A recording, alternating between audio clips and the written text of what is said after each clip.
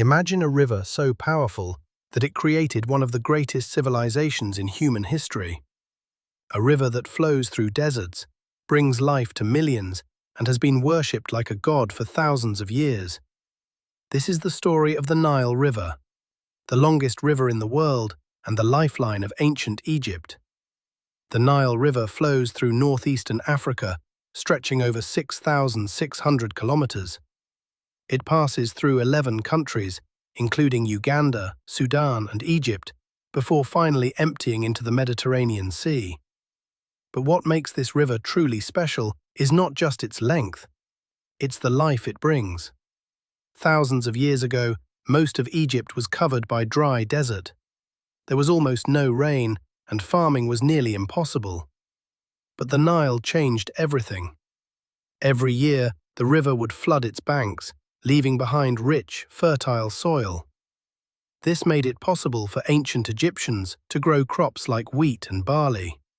Because of this, the Greek historian Herodotus famously said, "Egypt is the gift of the Nile."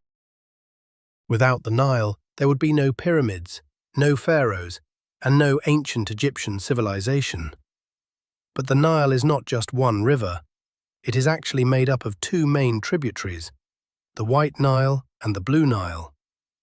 The White Nile begins in East Africa, near Lake Victoria. It is the longer of the two and provides a steady flow of water throughout the year. The Blue Nile, on the other hand, starts in Ethiopia, at Lake Tana. It carries most of the water and fertile silt, especially during the rainy season. These two rivers meet in Sudan's capital, Khartoum, and then continue north as one powerful river, the Nile. One of the most unique things about the Nile is that it flows from south to north. This is unusual because most rivers flow the opposite way.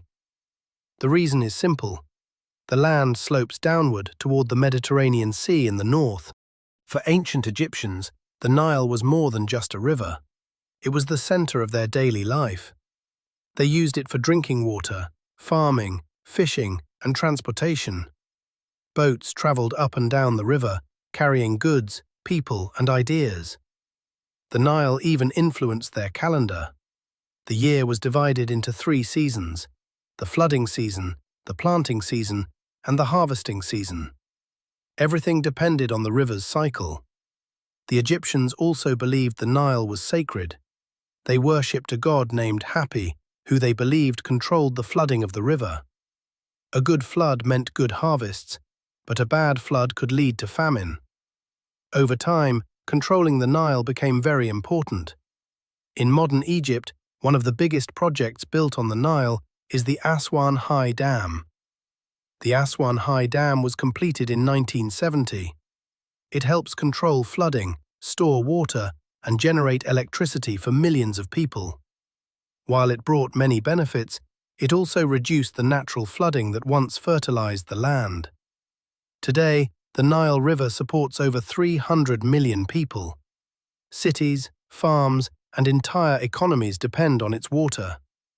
But the river is now facing serious challenges, including pollution, climate change, and disputes between countries over water usage. One of the biggest concerns is how to share the Nile's water fairly among all the countries it flows through. As populations grow, the demand for water increases, making cooperation more important than ever.